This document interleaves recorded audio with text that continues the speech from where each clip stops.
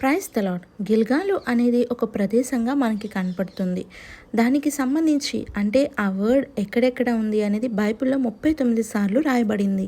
ద్వితీయోపదేశకాండం 11:30, యెహోషువ 4వ అధ్యాయం 19-20 వచనాలు, యెహోషువ 5వ అధ్యాయం 9-10 వచనాలు, యెహోషువ 9వ అధ్యాయం 6వ వచనము, యెహోషువ 10వ అధ్యాయం 6-7-9 వచనాలు, యెహోషువ 10వ అధ్యాయం 15వ వచనము 43వ వచనము, యెహోషువ 12వ అధ్యాయం 23వ వచనము, 14వ అధ్యాయం 6వ వచనము, 15వ అధ్యాయం యెహోషువ 7వ అధ్యాయం, న్యాయాధిపతులు 2వ అధ్యాయం 1వ వచనం, 3వ అధ్యాయం 19వ వచనం, 1 సమూయేలు 7వ అధ్యాయం 6వ వచనం, 1 సమూయేలు 10వ అధ్యాయం 8వ వచనం, 1 సమూయేలు 11వ అధ్యాయం 14-15 వచనాలు, 1 సమూయేలు గ్రంథం 13వ అధ్యాయం 4వ వచనము.